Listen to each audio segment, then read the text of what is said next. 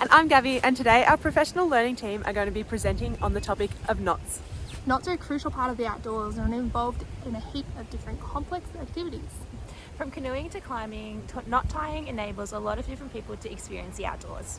Throughout our presentation, we're going to be covering the history and the importance of knots, as well as teaching you a few knots you can use when working in the outdoors.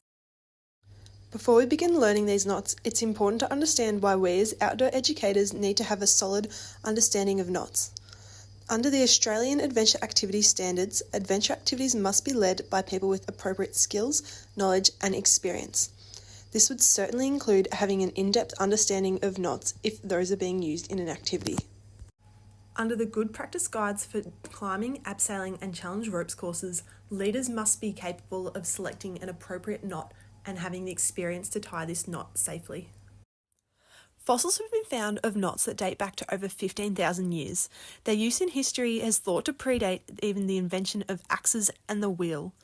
Knots are important to many cultures, including ancient China and the Celts, where knots were used for symbolism and beautiful decoration. The term tying the knot is thought to come from the Celtic culture for a rope binding ceremony used during weddings.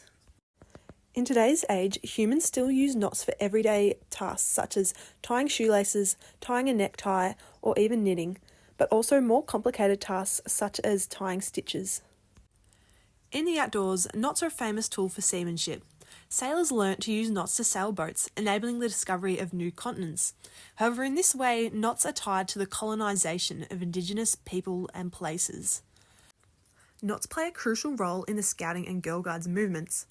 Scouts are expected to be prepared without relying on modern technology such as Velcro, belts and buckles. Alrighty, so today we're going to look at some canoeing and kayaking knots. We're going to look at our bowline, our clove hitch and our highwayman's hitch.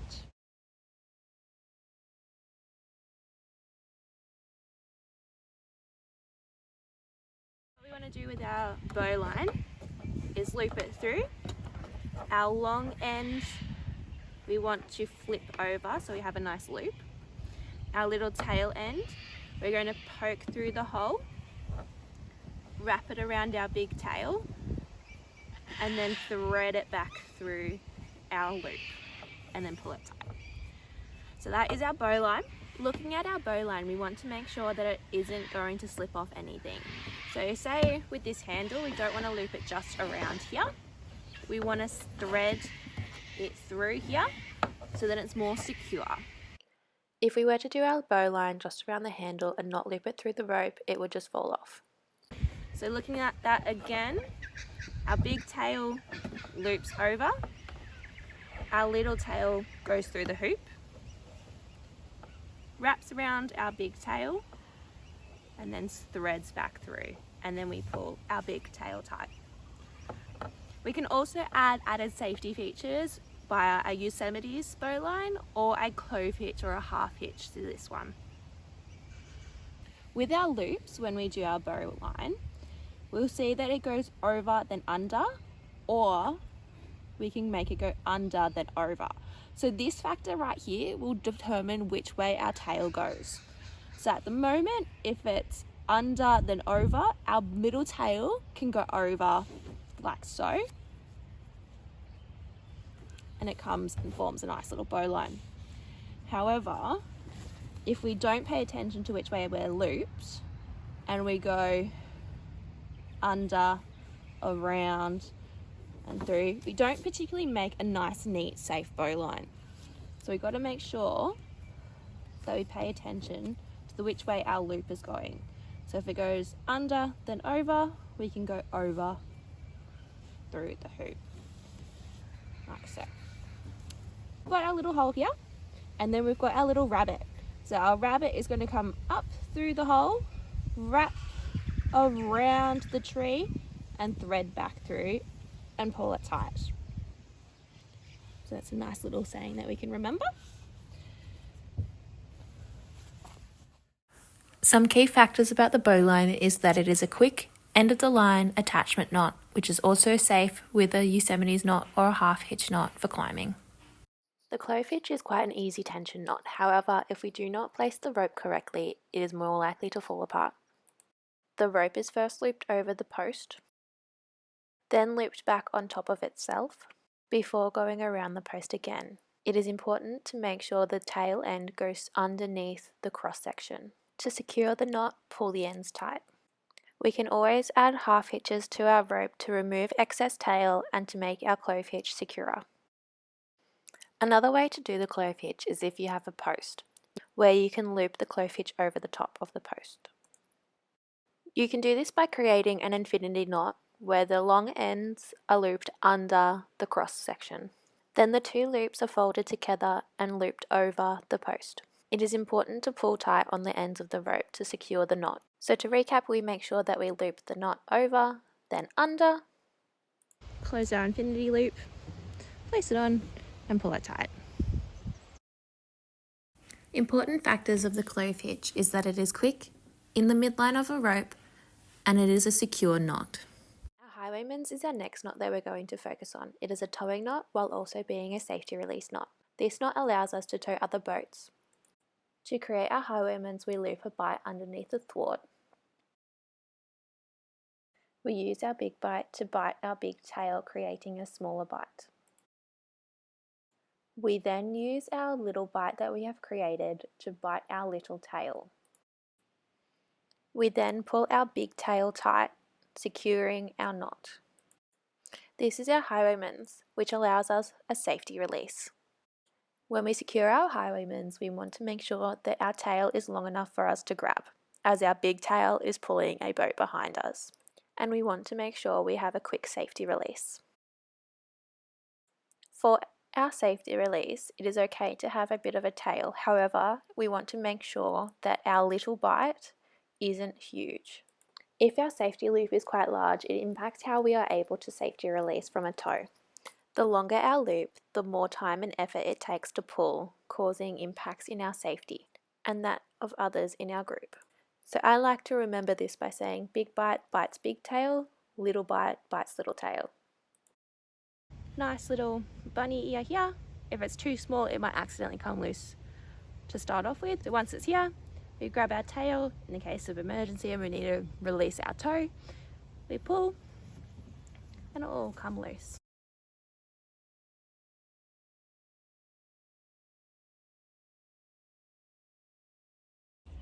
So we have successfully gone over our bowline, our clove hitch and our highwayman's. I'm just going to go pass it on to Gabby. Hey everyone, Gabby back here, and today I'm going to be presenting on 3 different knots that are commonly used in climbing, abseiling and high ropes courses. The first knot that we're going to learn today is the alpine butterfly. For each of my knots, I'm going to begin with a demonstration before breaking down the steps. So here we go.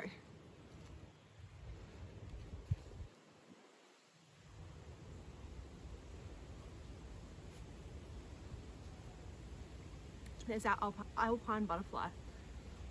So what you want to do is start by wrapping the rope around your hand 3 times. You're going to take the rope that's closest to your thumb and move it to the outside of your fingertips, and then do that again with the next piece of rope. At this stage, you'll then pull the rope that's closest to your fingertips through the 2 loops and pull. This is going to create that butterfly shape, and you'll know you've done it properly if you can see that the 2 wings are on the same side of the rope coming out. The alpine butterfly is such a great knot to learn as it has a variety of uses. It can be used to hang gear up at the top of a tent, it can be used as one of the parts of a truckie's hitch, and it can also be used to isolate sections of damaged rope, as seen on the left. There is another way to tie the alpine butterfly that is quite a bit safer, as it doesn't require you to do this step of wrapping the rope around your hand, because if tension is then applied to this rope, it's going to cause quite a big injury. So what you're going to do is you're going to start with your bight of rope. I'm going to call it a snowman. So what I'm going to do is I'm going to give my snowman a head, then I'm going to give him a body, twisting it round. I'm going to be holding onto the outsides of the rope, not putting my hands or fingers between, passing the snowman's head through his legs and then back through his body. Pulling tight, this creates our alpine butterfly again, double checking that the wings of the butterfly are on the same side. Perfect. For the next knot, we're going to learn 2 variations of the figure of 8 knot. We're going to learn the figure of 8 on a bight and the figure of 8 rethread. In climbing, a figure of 8 knot can be used on a bight or to attach a climber to a harness through a figure of 8 rethread. So this is our figure of 8 on a bight. You start with your bight of rope.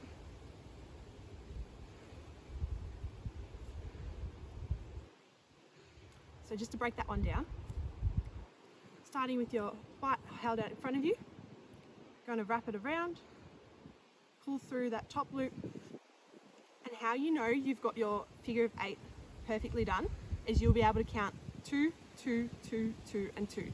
So always add up to 10 at the end. Okay. And now to our figure of 8 rethread.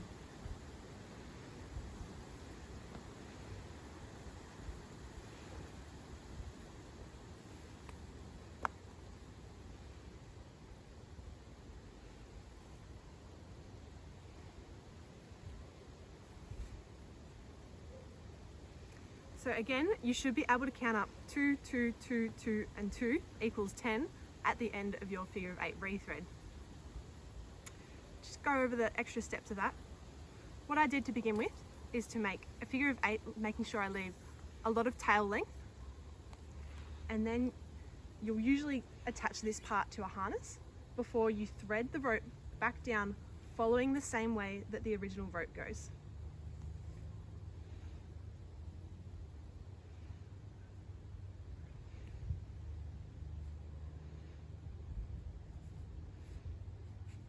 There we go. To recap some of the information I've mentioned in the previous videos, our figure of 8 knots are typically used as a stopper knot. This is to prevent the end of a rope from slipping out of a retaining device, such as a pulley, and also to tie around a closed object, such as a harness loop. And now onto our next knot, which is also another variation of a figure of 8 knot. This one is known as the bunny ears knot, or also as the double figure of 8 loop. Okay.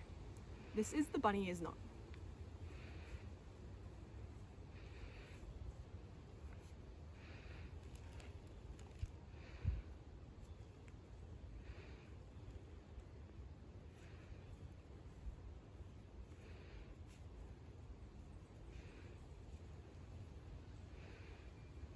So this knot is very similar to our figure of 8 knot. In fact, that's how we're going to begin it. So on a bight of rope, making sure you leave a lot of room, starting with a figure of 8,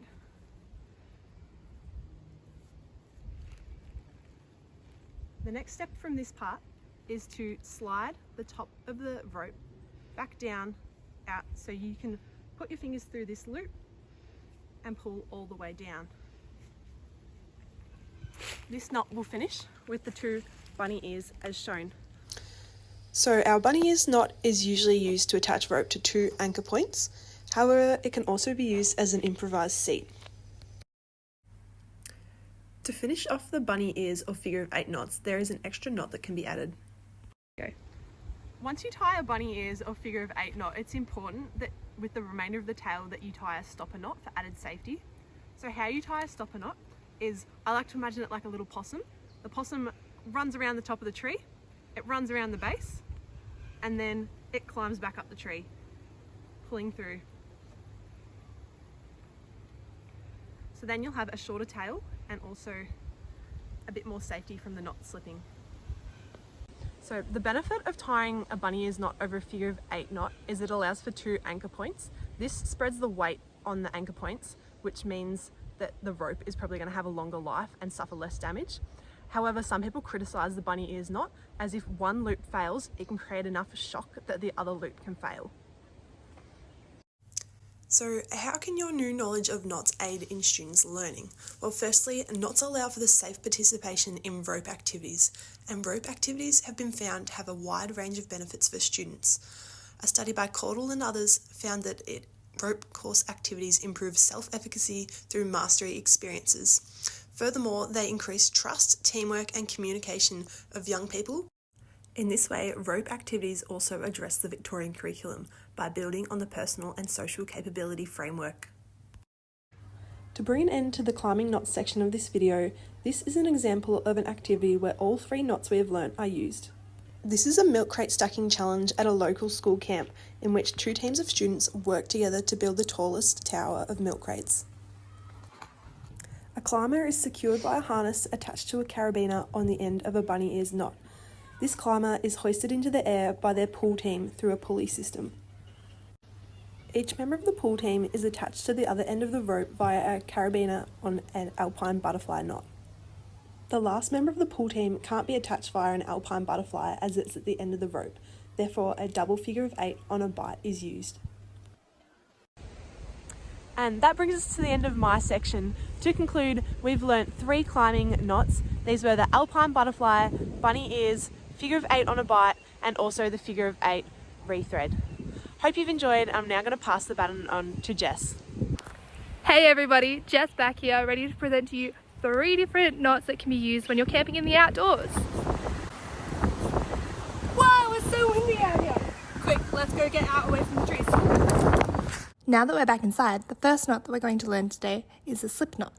A slip knot is a quick releasable stopper knot that can be tied in multiple different ways to help with stopping the end of a rope to tie it shorter or helping attach to different obstacles such as a tent. With this in mind, we're going to tie 2 different types of slip knots today with different tie-offs to see how we can use them in the outdoors. A slip knot is a clear midline knot, so we're going to move away from the tails for this one. Now to start the knot, you're going to grab either the left or the right side and pull it over the opposite side to create a loop. It doesn't matter which side you start with, but the side you start with is going to dictate the next step.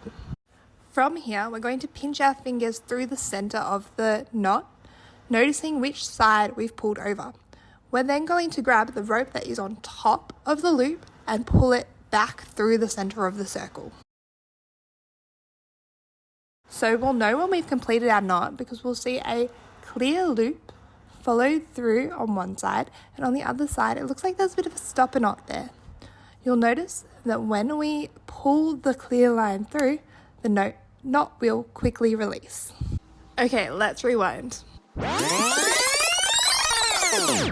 Alrighty, quick recap. Loop, hand through, pull under, tighten to secure, and pull to release. Now that we've got a handle on our basic slip knot, we're going to move on how we can tie this off to make it even more secure. Okay, so we're going to start with our basic slip knot. Give that a try if you like. From here, we're going to adjust that loop that we had earlier to make it as long as we possibly can to make adjusting it even more simple. Once we've made the loop even longer, we're going to make a half hitch, as demonstrated here.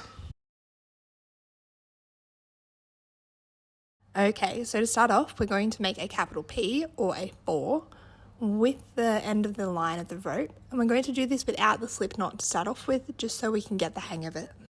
Just like when we're making our slip knot, we're going to grab the end that is on top and we're going to tuck it through that circle, pulling it tight to secure. Alright, let's watch that one more time and then we're going to try it with the slip knot. Grab our rope, make a 4, tuck it round the back, through and pull. Beautiful. Now once you've got the hang of that, let's make our slip knot and then we can demonstrate again with our 4 around the back and pull, this time making sure that that pull is underneath the knot that we've already created with our slip knot so it's nice and tight and secure. Additionally, we can tie it over both ends of the rope coming out of the slip knot to make sure both ends are tied off and we can't actually slip back through. Awesome. Now let's transfer this slip knot over to a pole so we can learn how to use this to tighten or lengthen a rope, to tie a shelter, or maybe just use it as a clothes hanging line. Here is a demonstration before we go through our step by step.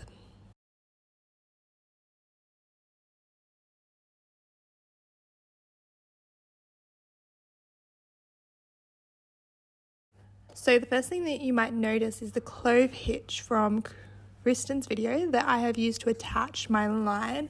From here, all I'm trying to do is tighten the rope and secure some tension. So to do that, what we're doing is we're going to grab the rope, pull it nice and tight along the structure that we're tying along, and then we're going to loop it behind, creating a hook. We can then do as we did once we made our original loop and tuck the rope under and through the other end, grabbing a bight of rope and tightening and securing it, adjusting it to the length and tightness that you need before we can tie that off. You'll notice a clear 4 being made to tie our half hitch, tucking that around and through the 4, pulling it nice and tight to secure. I recommend doing 3 of these, and then to make sure that it is complete circuit and not just a hitch, we're going to actually connect that at the end with a carabiner. Here we can see another example of a tie-off with a slip knot and a few half hitches. And here we have it, folks, the slip knot, and you've seen that used in 2 different variations for a few different uses there. Now, the main use that you might see this is in combining 2 trees to make a shelter. So just be careful if we're using it between trees that we are assessing those trees and making sure that they can hold weight. We need to be really careful when we're in the outdoors about what we're tying our ropes to and how we're using them to make sure we also don't damage the trees as well or the nature around us. Now, just a quick recap. The slip knot is a quick releasable knot, adjustable and can be tensioned, and a safe option when used in conjunction with half hitches, especially for being weighted. The next knot we're going to learn is the overhead knot, which is a quick, effective, versatile and easy to learn knot that most individuals will start to learn on their knot journey. So this is an end of line knot, so we're going to start with the end of the knot and we're going to make a loop similar to how we did with our slip knot and tuck that through. However, this is all we do for that knot. Keep it nice and tight, give it a twist. This is the type of knot that most people will use when they talk about, if you don't know knots, tie lots. We can also tie it on top of a structure just to keep it nice and secure. You can see that tie lots method here where I twist one over and then out to the other end. Here is our quick recap of the overhead knot. It is also called an EDK, also known as a European death knot, just because of the simplicity of it. Most people used to think that if we tie one knot, it doesn't actually have much security or versatility and it isn't very helpful. However, that has since been proven wrong, but the name likes to stick and we like our little EDK. The next knot I'm going to teach you, our very last knot for today, is the box knot. Now, the box knot is actually a lashing, and it is a crucial part of it that is the overhead knot that we were just taught. So this will be a crucial relearning of that as long as implementing some new skills. So this lashing actually works to combine 2 items. Realistically, you want these items crossed over each other, as you can see here. We're going to start off by picking the bottom object and we're going to tie our overhead knot onto that just to secure it. You'll notice that there is a handful of rope that is left on the end. This will be useful for later. So once we've tied it on, we're going to put the end to the side and then we're going to use this end of the rope to make a box shape as shown on the screen. We're going to go over, under, keeping those top ropes nice and close together and pulling the rope tight through every single passover. Now, you can do 2, 3 or 4 passovers for this to keep it nice and neat and tidy. As you can see here, I have 4 passovers. And then from here, I'm going to grab that rope, make sure it's pulled nice and securely, and then actually wrap it around between those 2 poles, pulling all those ropes that we've just lashed around the poles nice and tight together. You might notice that there is a lot of tension on that rope because pulling it nice and tight and secure is going to help keep those poles together. Once I get to the end, I'm going to use that overhead knot to tie these 2 ropes together. So I make a loop with the 2 ropes, cross them over and pull them nice and tight. As we discussed before, the tie lots method is always helpful, and as you can see there, the poles don't move. Just a quick recap, our box knot is a lashing that is useful to tie 2 objects together. So why do we learn these knots? And why should students learn these knots? Safe knots allow for participation and recreation in camps safely whilst improving self-efficacy through mastery of experience, as discussed by Gabby earlier in this video. Camping and the Victorian curriculum are also interlinked, as The VCAA talks about challenge activities and how proper safety, and especially the use of knots and other camping activities, can assist in challenging students socially, behaviourally and psychologically. Hey guys, I hope that you learnt a lot and that solidifies your learning of knots around camping, and you're going to be using those next time you're outdoors. Alrighty. And that brings us to the end of our video. If you click this link, it'll take you to our final learning activity, and that is a test to recall your knowledge of the knots that we have taught throughout this video. Thank you all for watching. We hope you've enjoyed. Bye.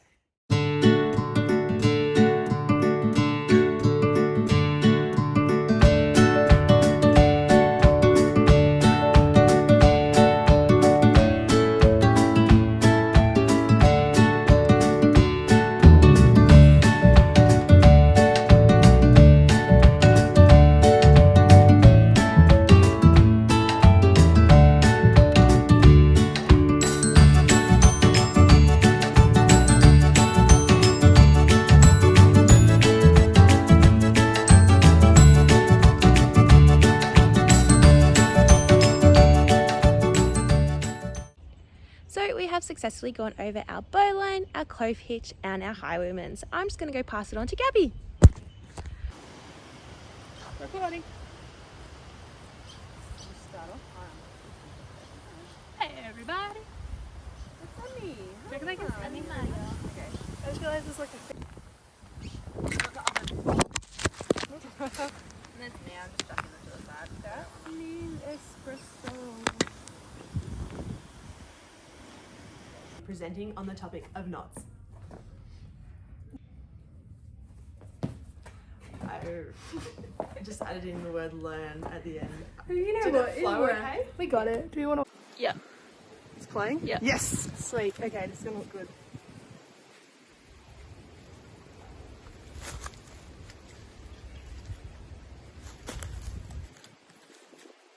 I'm gonna put some music over the top too, surely. Yeah, definitely. Otherwise it's quite awkward.